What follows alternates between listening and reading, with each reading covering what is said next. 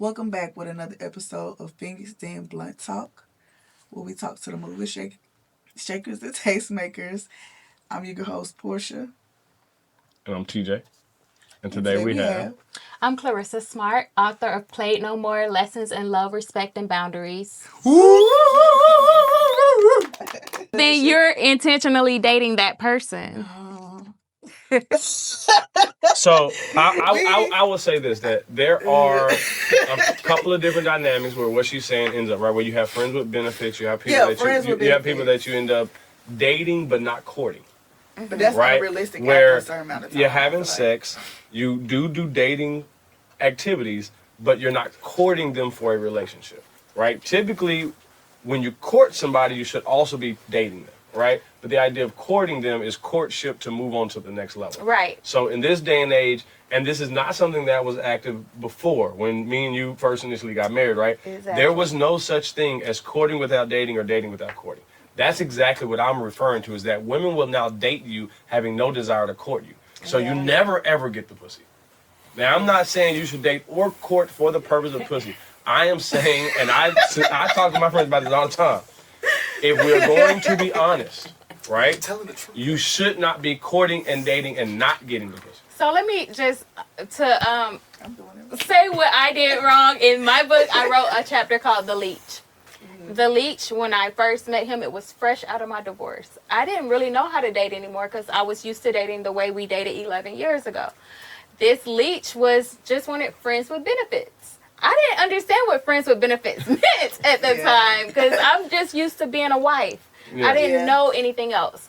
So he was definitely getting all of the benefits, but it was the cooking, the doing your hair, the taking you on trips and all of that. But that's intentional. That's intentional dating. So you were just leeching off of me. You were taking from me knowing you never had any plans of being with me. And that's not okay. Right. No, see, I would agree with that. I would agree you put with it like that, okay. I would agree with that. I would agree that if what you are desiring is sexual, then it should be sex. Just that. Right? Exactly. It should be trading, right? Sex, right? Like we say it. That you having sex with saying, hey, I need something. Okay, so I'll go to that next. All right. So the first thing is that the trade should be sex, should be dick for pussy. That's it, right? That's it. Your dick is as valuable as that pussy is as valuable as that dick is as valuable as that pussy, right? We getting off the topic because I don't talk about dick and pussy in my book. But okay. Right. The exchange that should be there, right? Everything after that has to be reciprocal on the same levels, right? Okay, exactly. If you can ask me for something financial, then I ought to be able to ask you for something financial, right? Everything has to be equal reciprocation until we begin to start establishing roles. Right? Okay. Now, and this is where things change. This is where men screw it up at. And this is where the red flags, I'm pretty sure they're talking about in your book, is that when you initiate the pursuit under the guise of courtship, right? But then refuse to date, right? Those are red flags, right? Hey, I want to talk to you. Hey, but I'm always in your inbox and I'm never setting up any dates. Or you get jealous because I'm going on a date with someone else, but and you don't made want no, to date me. and you haven't set the dating up, right? Or you court, or you pretend to court and date under the disguise of just wanting sex, and then once you get the sex, then the dating and the courting fall off, right? These guises that you go under, those are the things that end up breaking down, right? What really the guys and the girls, like what we're talking about, what really ends up breaking down the dynamic with courting, dating, friends with benefits, being able to have simple sexual encounters, one night stands, it all gets mixed up. And so now women are as confused, men go back into being, old school, well, hey, we're not gonna do none of it. And then women go back into there, well, we're just gonna be abstinent, single, bitter cat women. And then you have, the detriment of the black community because what we're missing is communication. So hopefully we are able to, in this book, touch on some of those things that black men and black women need to do to make and create a healthier dating and courting community. Yes. Okay. So you served in the U.S. Army. Yes. Discipline, structure, hierarchy, then you step into post-divorce dating. How did your military background shape how you moved? My military background taught me structure and discipline. So I knew that it also taught me to protect myself. So I knew that I had to rely on that in order for me to continue to date, because I was trained. I was trained tactically to think about what's best for me, what's best for my well-being. Um, it taught me that my boundaries are no different than guardrails when it comes to protecting your foundation. My resilience comes from knowing that I can survive a lot. I went through a divorce. I thought I was gonna die after, but I came out on the other side, and I came out happier. And that's what I want to reiterate, that my book is not about bashing anyone. It's about growth, teaching us how to grow from the hardships of life. So I like you was that. married your whole Army career? I was. You was I was how married long was you for, in? I was only in for 3 years active duty, but I was married for 11 years, and I got married before I joined the military. Oh wow. Ooh, girl, you was lucky.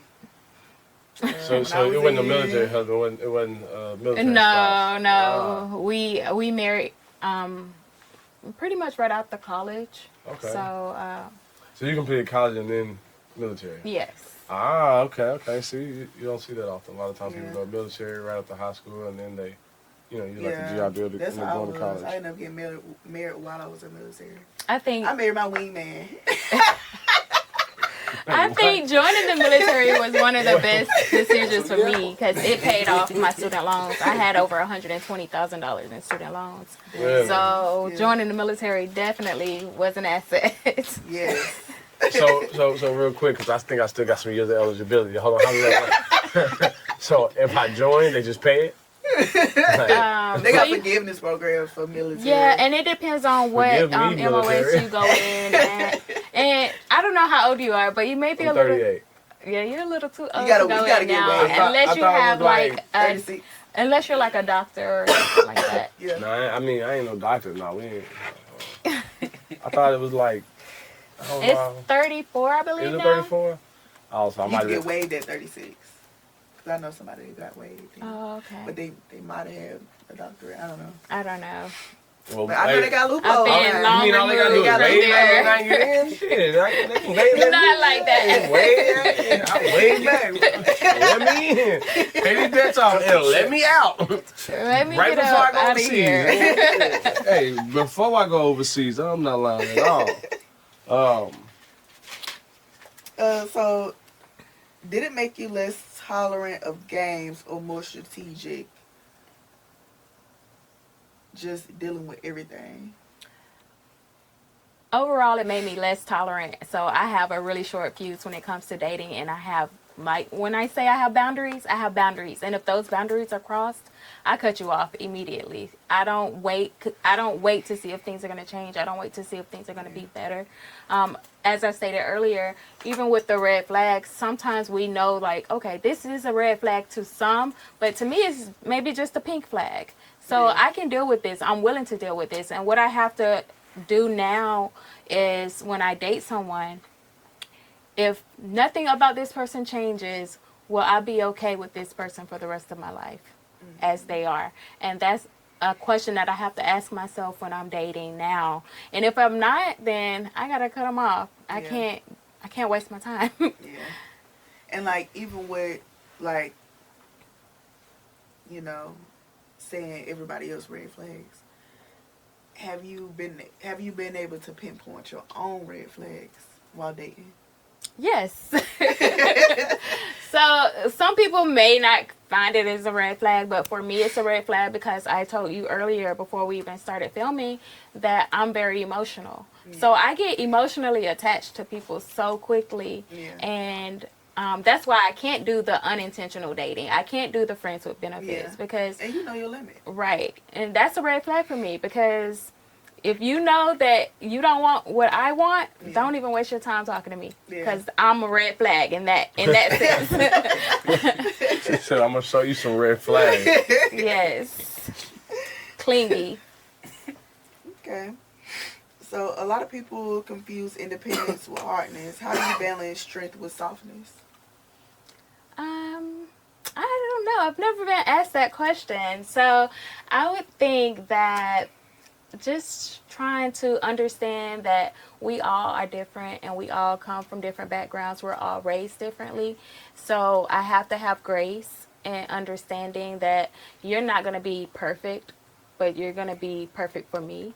And you're not going to do everything the exact way I want. So I think the main thing is just having grace. Grace is a big, factor in being soft. Yeah. A lot of women talk about being submissive, and men want submissive women, but I can only be submissive to someone that I feel that is a leader. Yeah. So once I have a leader, I'm automatically soft. I'm like putty. So we talked about some of the red flags already, so I'm going to jump down to the healing portion. You said that you didn't write this for revenge. You wrote it to reclaim your power. What does reclaiming power actually feel like? It feels like stepping away when things aren't going the way that I expect them to go. It feels like loving myself more than I love anyone else. I'm not saying not to love anyone else, but I had to learn to love myself more. When I set those boundaries, it gave me purpose and it gave me understanding, and it actually drew me closer to God and understanding His what He has planned for my future. Okay. So, when you initially thought about writing your book, was there any fears or like he gonna read this book and he gonna know it's about him? Oh was my there any gosh. like fears and just any kind? Yes, because I felt like if they know, they know, and they know who they are. Because Yeah. if they read my book, they'll know You did that the name? this book is absolutely 100% real. These are my real stories. These are the You real put things real I went names? through. I didn't put names. That's why I named the chapters the way I named them. Like Okay. Little Tink Tink, the promoter, PlayStation, and Little Tink Tink. It's so funny. that's your Bruh. favorite one. Little Tink Tink. The little engine that could not. Brother man, brother Oh, man, Could brother not. man. It's so You funny. could not. Brother man, don't ever let yourself get saved. Brothers, check that woman's phone to see what you saved after. So there See what is you Little are Tink saved Tink, and under. then there's Little Tink Tink. You know what I'm talking about. And you was not big Tink Tink. In no way, shape, or form. And she said shape first. Then corrected it to say way, shape, or form. Shape, nigga. Shape. Little Tink Tink. Now he was round. You're killing me right now. So, I know you covered a little bit of your target audience. Give a few examples of your target audience. Like, who did you write this book for? I know you said men, women. Like, what specifics? I actually wrote that down because I just wanted to make sure that I didn't leave anyone out. Baby, she came with notes. Don't play Yes, because I want to make sure that everybody feels inspired when they're reading my book. And I didn't want anybody to think that it's just for one particular set of people.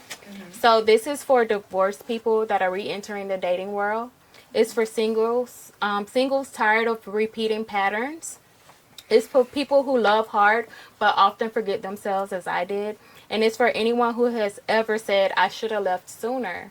It gives you the means to take charge of your life and to love yourself unconditionally and love yourself more. And if you guys don't mind, before we leave, I would like to read one little quote out of my book. Of course. Okay. So what would someone who needs to set boundaries but doesn't or can't or is afraid to, what is something in your book that they might be able to get out of?